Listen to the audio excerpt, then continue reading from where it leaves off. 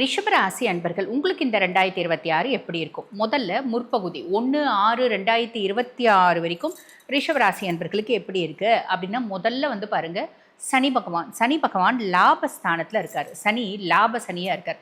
ரிஷபராசி அன்பர்கள் என்ன வேலை செய்கிறீங்க அப்படின்னாலும் அதில் அபரிவிதமான லாபத்தை கொடுக்கக்கூடிய பொசிஷனில் யார் இருக்காரு அப்படின்னா சனி பகவான் இருக்கார். ஆனால் சனி இங்கே இருக்கு. இப்போ ரிஷபராசி அன்பர்கள் எந்த அளவுக்கு ஹார்ட் ஒர்க் பண்ணுறீங்களோ அந்த அளவுக்கு ஒரு பெருத்த லாபம், பெருத்த பேக்கப் அப்படின்றத வச்சுப்பீங்க. இதில் எந்த விதமான சந்தேகமும் இல்லை.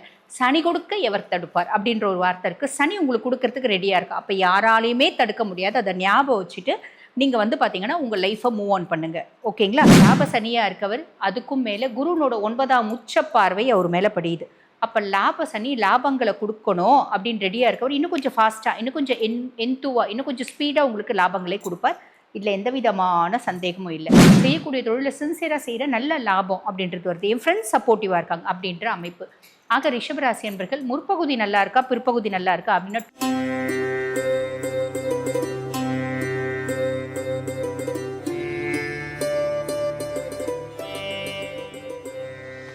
வணக்கம், நான் டாக்டர் தீபா லாலன். இன்றைக்கி நம்ம என்ன டாபிக் பற்றி டிஸ்கஸ் பண்ண போகிறோம் அப்படின்னா, புத்தாண்டு ராசி பலன். ஒவ்வொரு புத்தாண்டும் நம்ம எல்லாருக்கும் வந்து பார்த்திங்கன்னா ஒரு பெரிய கனவு அப்படின்றதுக்கும், இந்த வருஷமாவது நம்மளுக்கு நல்லது நடந்துராதா, இந்த வருஷமாவது நம்ம சந்தோஷமாக இருக்க மாட்டோமா, இந்த வருஷமாவது முன்னேற்றம் வராதா, இப்படி பலவிதமான கனவுகள் ஒவ்வொருத்தவங்களுக்கும் இருக்க தான் செய்யும். எனக்கும் சேர்த்து அந்த மாதிரி கனவுகள் இருக்க தான் செய்யும். அப்படிப்பட்ட நம்ம எல்லாருக்கும் இந்த 2026 என்ன மாதிரி பலன்கள் வரப்போகுது பார்த்துடலாம். அதுக்கு முன்னாடி இந்த பதிவை பார்த்துட்டு இருக்க அத்துணை நல்லுள்ளங்களுக்கும் அன்பான சூப்பரான 2026 இந்த 2026 அமையட்டும். ஆக அனைவருக்கும் இனிய புத்தாண்டு நல்வாழ்த்துக்கள். நேரத்தை வீண் பண்ணாமல் சட்டன் பலன்களை பார்த்துடலாம் வாங்க. ரிஷபராசி அன்பர்கள் உங்களுக்கு இந்த 2026 எப்படி இருக்கும்? முதல்ல முற்பகுதி 1/6/2026 வரைக்கும் ரிஷபராசி அன்பர்களுக்கு எப்படி இருக்குது அப்படின்னா, முதல்ல வந்து பாருங்கள், சனி பகவான் லாபஸ்தானத்தில் இருக்கார். சனி லாப சனியாக இருக்கார். ரிஷபராசி அன்பர்கள் என்ன வேலை செய்கிறீங்க அப்படின்னாலும் அதில் அபரிவிதமான லாபத்தை கொடுக்கக்கூடிய பொசிஷனில் யார் இருக்கார் அப்படின்னா சனி பகவான் இருக்கார். ஆனால் சனி இங்கே இருக்கார். பொதுவாக 10ல் 11ல் பாவி இருக்காங்க அப்படின்னா ரொம்ப அதிர்ஷ்டம் அப்படிம்பாங்க. ஆனால் 11ல் இங்கே இருக்கக்கூடிய பாவி யார் அப்படின்னா சனியை பொறுத்த வரைக்கும் அதிர்ஷ்டத்தை அப்படியே வாரி கொடுத்துருவானா, கிரீடத்தை கொடுத்துருவானா, சிம்மாசனத்தை கொடுத்துருவானா அப்படின்னு கேட்டிங்கன்னா அப்படியெல்லாம் கிடையாதுங்க. நான் 10 ரூபாய் உனக்கு கொடுக்கறதுக்கு முன்னாடி உனக்கு அதுக்கான தகுதி இருக்கா, whether you deserve it or not அப்படின்னு அனலைஸ் பண்ணி கொடுக்கக்கூடியவன் தான் சனி. அப்போ ரிஷபராசி அன்பர்கள் எந்த அளவுக்கு ஹார்ட் ஒர்க் பண்ணுறீங்களோ அந்த அளவுக்கு ஒரு பெருத்த லாபம், பெருத்த பேக்கப் அப்படின்றத வச்சுப்பீங்க. இதில் எந்த விதமான சந்தேகமும் இல்லை. சனி கொடுக்க எவர் தடுப்பார் அப்படின்ற ஒரு வார்த்தை இருக்குது. சனி உங்களுக்கு கொடுக்கறதுக்கு ரெடியாக இருக்கு. அப்போ யாராலையுமே தடுக்க முடியாது. அதை ஞாபகம் வச்சுட்டு நீங்கள் வந்து பார்த்தீங்கன்னா உங்கள் லைஃப்பை மூவ் ஆன் பண்ணுங்கள். ஓகேங்களா? அடுத்து ராகு பகவானை பற்றி சொல்லணும் அப்படின்னா, 10ல் ராகு, 10ல் ஒரு பாவி இருந்தால் அரசனை போல யோகம் உண்டு. 10ல் இருக்கக்கூடிய பாவி என்ன பண்ணுவான், உங்களுக்கு ஒரு தொழில், நீங்கள் செய்யக்கூடிய தொழிலில் ஒரு பெரிய பிரம்மாண்டம் அப்படின்றத ஏற்படுத்திடுவான். கூட சதய நட்சத்திரத்தில் ட்ராவல் பண்ணுறான் 23 நவம்பர்லேருந்து. அப்போ 1/6 வரைக்குமே ஒரு பிரம்மாண்டம் அப்படின்றத கண்டிப்பாக ஏற்படுத்திடுவான். வேலை நீங்கள் சின்சியராக செய்கிறீங்க அப்படின்னா இந்த 2 வருஷம் ரிஷபத்துக்கு மாதிரி திருப்பி ஒரு வாழ்க்கை கிடையாது. 27 வருஷம் ஆகும் திருப்பி இந்த மாதிரி வர்றதுக்கு. ஆக இந்த 2 வருஷத்தை நீங்கள் எந்த அளவுக்கு யூஸ் பண்ணிக்கிறீங்க அப்படின்னா, இந்த காலகட்டத்தில் ஜெயிக்காத ரிஷபம் பின்னாடி ஜெயிக்கிறதுக்கு வாய்ப்பு ரொம்ப கம்மிங்க. ஆக இந்த காலகட்டத்தை ப்ராப்பராக யூஸ் பண்ணிக்கிறீங்க அப்படின்னா ரொம்ப நல்லது. நீங்கள் செய்யக்கூடிய தொழிலில் ஒரு பிரம்மாண்டம், உங்களை சில நூறு மக்களுக்கு தான் தெரியும் அப்படின்னா பல லட்சம் மக்களுக்கு உங்களை தெரியக்கூடிய ஒரு ஆப்பர்ச்சுனிட்டி ஏற்படுத்தி கொடுக்க போகிறோம் யார் அப்படின்னா ராகு பகவான். ஞாபகம் வச்சுக்கோங்க. அதே மாதிரி கேத்து 4ஆம் பாவம், சுகஸ்தானத்தில் கேத்து அப்படின் போது ஆரோக்கியத்தில் ரொம்ப கவனம் அப்படின்றது வைக்கணுங்க. 2 வீலர் போகிறது கண்டிப்பாக அவாய்ட் பண்ணுங்கள், காரில் போங்க. அதே மாதிரி ஆரோக்கியத்தில் கண்டிப்பாக கவனம் அப்படின்றது வச்சுக்கோங்க. சரிங்களா? அதே மாதிரி அம்மானோட ஹெல்த்லேயும் கொஞ்சம் கவனம் அப்படின்றது வச்சுக்கோங்க. நிறைய பேருக்கு வெளிநாடு போகிறதுக்கான வாய்ப்பு உண்டு. பொதுவாக வந்து பாருங்கள், நம்ம வந்து சின்ன சின்ன டிஸார்டர்ஸ் இருக்குது. சும்மா ஒரு சிம்பிளாக சொல்லணும் அப்படின்னா, எனக்கு ரொம்ப நாளாக டயபெட்டிக் இருக்குமா, ரொம்ப நாளாக பிபி இருக்குமா, அதிலெல்லாம் கவனம் தேவை. இது எல்லாமே வந்து ஃப்ளக்சுவேட் ஆகக்கூடிய காலகட்டம். ஆரோக்கியத்தில் மட்டும் கவனமாக இருந்துக்கோங்க அப்படின்னு சொல்லலாம். அதுக்கப்புறம் உங்களுக்கு குரு பகவான் வந்து பாருங்கள் 2ஆம் பாவம், தன குடும்ப வாக்குஸ்தானத்தில் குரு. குடும்பத்தில் நிம்மதி, சந்தோஷம், மகிழ்ச்சி எல்லாமே இருக்கும்.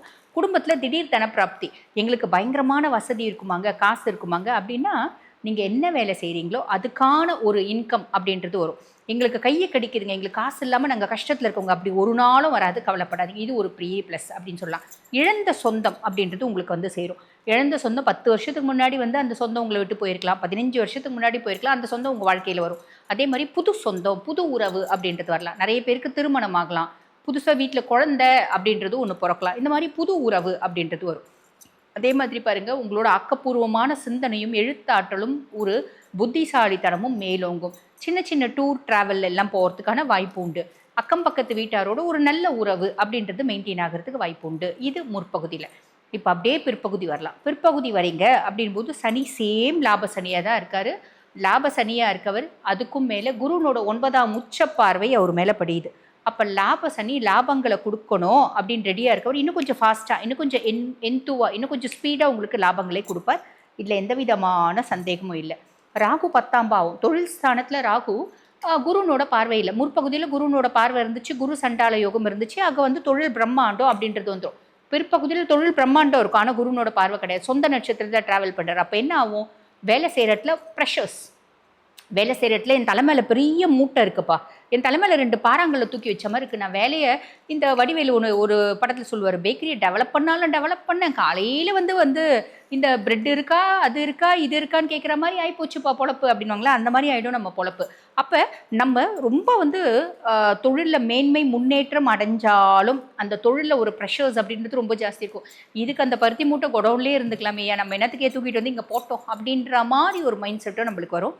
ஆனால் நான் முன்னமே சொன்ன மாதிரி தாங்க, இந்த 2 வருஷத்தில் சாதிக்கலை அப்படின்னா ரிஷபத்துக்கு பின்னாடி வந்து ஆப்பர்ச்சுனிட்டி ரொம்ப கம்மி. பெரும்பாலான ரிஷபத்துக்கு சுய ஜாதகத்தில் தசநாதம் சூப்பராக இருக்கவங்களுக்கு தான் பின்னாடி ஆப்பர்ச்சுனிட்டி. ஆக அதை ஞாபகம் வச்சுக்கோங்க, ஞாபகம் வச்சுட்டு செய்யுங்க. அப்போ ஒர்க் ஸ்பாட்டில் ப்ரெஷர்ஸ் வரும், குட்டி குட்டி கான்ஃப்ளிக்ட்ஸ் வரும்.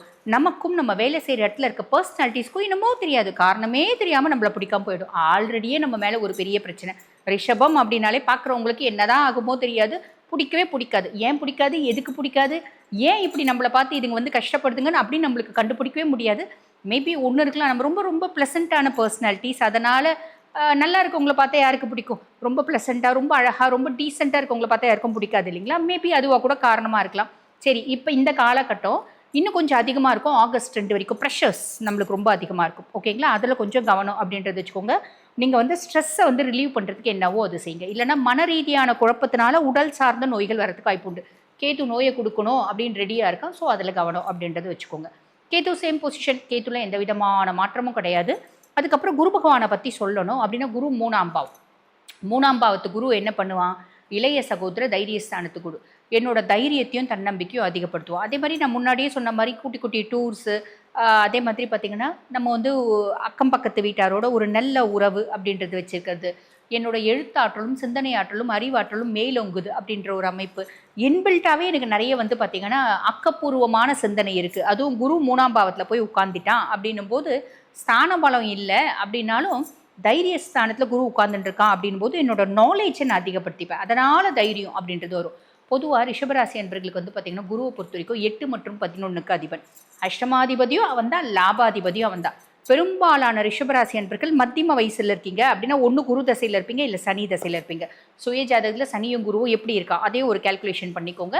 அதுக்கும் மேலே குருனோட பார்வை 7, 9, 11 கலத்திரஸ்தானத்தை பார்க்குது. உங்களுக்கும் உங்கள் லைஃப் பார்ட்னருக்கும் ஏதோ ஒரு விதத்தில் ஸ்மூத் ரிலேஷன்ஷிப், உங்களுக்கும் உங்கள் லவ்வருக்கும் ஏதோ ஒரு விதத்தில் ஸ்மூத் ரிலேஷன்ஷிப்.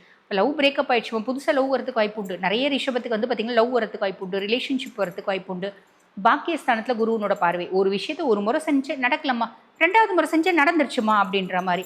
லாபஸ்தானத்தில் குருவனோட பார்வை, நான் செய்யக்கூடிய தொழிலுக்கு என்னோட மூத்த சகோதர சகோதரிகள் சப்போர்ட்டாக இருக்காங்க, செய்யக்கூடிய தொழிலை சின்சியராக செய்கிற நல்ல லாபம் அப்படின்றது வருது, என் ஃப்ரெண்ட்ஸ் சப்போர்ட்டிவாக இருக்காங்க அப்படின்ற அமைப்பு. ஆக ரிஷபராசி என்பர்கள் முற்பகுதி நல்லா இருக்கா பிற்பகுதி நல்லா இருக்கா அப்படின்னா 2026 ரிஷபத்துக்கான வருடம்.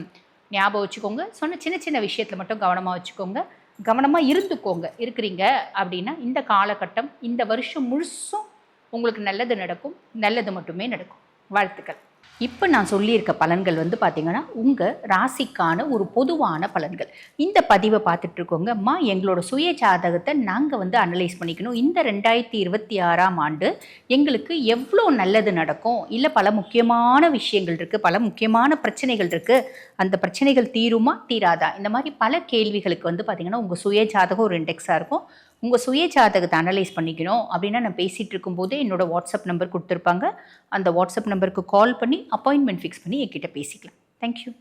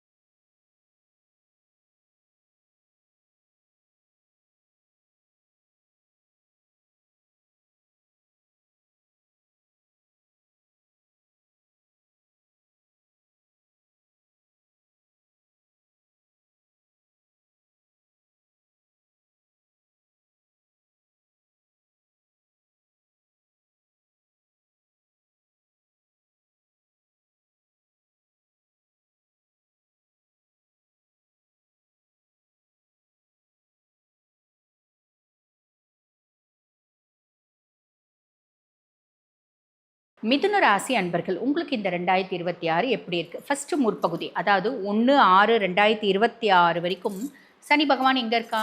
சனி பகவான் 10ஆம் பாவம். அதை என்ன சொல்லி 3ஆம் பாவம். இளைய சகோதர தைரியஸ்தானத்தில் கேது. இளைய சகோதர தைரியஸ்தானத்தில் கேது என்னோட தைரியமும் தன்னை குரு பகவானை பற்றி சொல்லணும் அப்படின்னா ஜென்மகுரு வனத்திலே அப்படிம்பாங்க. ஜென்மகுரு இருக்கவங்க எல்லாரும் காட்டுக்கு போயிடுவாங்களா? Not like that. ஜென்மகுரு வனத்திலே ராகு பகவான் 9ஆம் பாவம். 9ஆம் பாவம் அபரிவிதமான பாக்கியம், குட்லக் எல்லாமே வரும். ஆனால் குருனோட பார்வை இல்லை. அப்போ என்ன ஆகும் அப்படின்னா,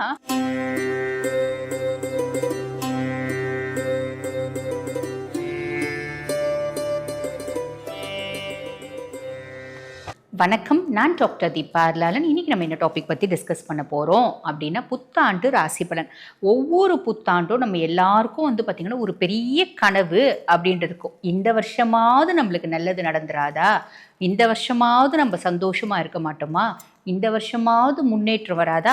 இப்படி பலவிதமான கனவுகள் ஒவ்வொருத்தவங்களுக்கும் இருக்க தான் செய்யும். எனக்கும் சேர்த்து அந்த மாதிரி கனவுகள் இருக்க தான் செய்யும். அப்படிப்பட்ட நம்ம எல்லாருக்கும் இந்த 2026 என்ன மாதிரி பலன்கள் வரப்போகுது பார்த்துடலாம். அதுக்கு முன்னாடி இந்த பதிவை பார்த்துட்ருக்க அத்துணை நல்லுள்ளங்களுக்கும் அன்பான சூப்பரான 2026 இந்த 2026 அமையட்டும். ஆக அனைவருக்கும் இனிய புத்தாண்டு நல்வாழ்த்துக்கள். நேரத்தை வீண் பண்ணாமல் சட்டன் பலன்களை பார்த்துடலாம் வாங்க. மிதுன ராசி அன்பர்கள், உங்களுக்கு இந்த 2026 எப்படி இருக்குது? ஃபஸ்ட்டு முற்பகுதி, அதாவது 1/6/2026 வரைக்கும் சனி பகவான் எங்கே இருக்கா?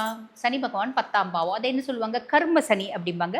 என்னோட பதிவுகளை தொடர்ந்து பார்க்குறவங்களுக்கு கேட்டு கேட்டு காதே பிடிச்சி போயிருக்கும். கர்ம சனி வேலை செஞ்சால் மட்டும்தான் நீங்கள் முன்னேறுவீங்க, இல்லைனா அப்படியே இருப்பீங்க அப்படின்னு சொல்லியிருப்பேன். பட் இருந்தாலும் இந்த பதிவை புதுசாக பார்க்குறவங்களுக்கு தெரியாது இல்லைங்களா? ஆக கர்ம சனி அப்படின்னும் போது நிறைய பேர் சொல்லுவாங்க, கர்மகாரகன் கர்மஸ்தானத்தில், தொழில் கிரகம் தொழில் ஸ்தானத்தில், அதனால் பெருசாக முன்னேறலாம் அப்படின்னு சொல்லுவாங்க. அது உண்மைதானா அப்படின்னா உண்மை கிடையாதுங்க.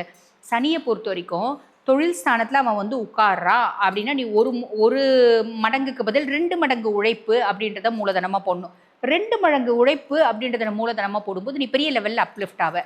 நான் பெரிய கோட்டீஸ்வர வீட்டு பிள்ளை, நான்லாம் உழைக்கணுன்ற அவசியமே இல்லை, உட்காந்தே 10 தலைமுறைக்கு சாப்பிடலாம் அப்படின்லாம் நினச்சி நம்ம உட்காந்துட்டே இருக்கோம் அப்படின்னா என்ன ஆகும்? நம்ம கீழே போயிடுவோமா? கிடையாது. இருக்கிற மாதிரியே இருக்கும். பெரிய லெவலில் இம்ப்ரூவ்மெண்ட் அப்படின்றது கிடைக்காது. இது வசதியானவங்களுக்கு. வசதி இல்லாதவங்களுக்கு உழைக்கிறீங்க அப்படின்னா கண்டிப்பாக அப்லிஃப்ட் ஆவீங்க. அதில் எந்த விதமான சந்தேகமும் இல்லை. ஆனால் உழைக்கணும், ஞாபகம் வச்சுக்கோங்க. ஓகேங்களா? அதுக்கப்புறம் ராகு பகவான் 9ஆம் பாவம். 9ஆம் பாவத்தில் இருக்க ராகு பாக்கியஸ்தானத்தில் ஒரு ராட்சஸ், அதிர்ஷ்டஸ்தானத்தில் ஒரு ராட்சஸ். ராகுனோட கெடுபலன்கள் நிறைய பேர் சொல்லுவாங்க. ஆனால் ராகுனோட நற்பலன்கள் என்ன தெரியுங்களா? அள்ளி கொடுப்போம், கொடுத்துட்டு மறந்துடுவோம்.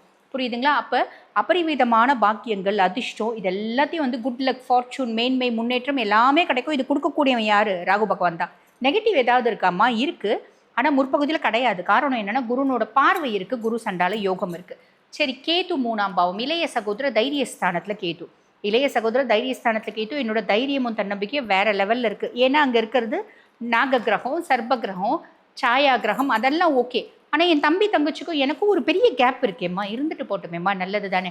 என் தம்பி தங்கச்சி வெளிநாடு போகிறதுக்கான ஒரு ஆப்பர்ச்சுனிட்டி கிடச்சிருக்கா, அப்போ அனுப்பலாமா? தாராளமாக அனுப்புங்க, நீங்களே செலவு பண்ணி கூட அனுப்புங்க அப்படின்னு சொல்லலாம். உங்களுக்கும் உங்கள் இளைய சகோதரர்களுக்குமான இடைவெளி அதிகமாகும், அந்யோன்யம் அப்படின்றது குறையும். நல்லது தான் அதுவும். ஏன்னா நம்ம வந்து பாருங்கள், மற்றவங்களுக்கு கொஞ்சம் ஸ்பேஸ் கொடுக்கணும் இல்லைங்களா? ரொம்ப இல்லைன்னா நம்ம வந்து பாருங்கள், ரொம்ப தம்பி தம்பி தம்பி தம்பி என் பையன் மாதிரி அப்படின்னு பொத்தி பொத்தி வளர்க்குறோம். அப்படின்னா இந்த ஜெயம் ரவி சாரும் பிரகாஷ் ராஜும் ஒரு இடத்துல செஸ் ஆட கூப்பிடுவார், இங்கே இங்கே இங்கே இங்கே வைக்காது, இங்கே வை இங்கே வை இங்கே வை இங்கே வை அப்படின்னு ஒவ்வொன்றையும் கைட் பண்ணுவார் பார்த்தீங்களா? அந்த மாதிரி ஆகிடும் நம்ம பொழப்பு. ஸோ அவங்களுக்குன்னு ஒரு ஸ்பேஸ் கொடுங்க, நல்லது அப்படின்னு சொல்லலாம். அதுக்கடுத்து குரு பகவான், குரு பகவானை பற்றி சொல்லணும் அப்படின்னா ஜென்மகுரு, ஜென்மகுரு வனத்திலே அப்படிம்பாங்க.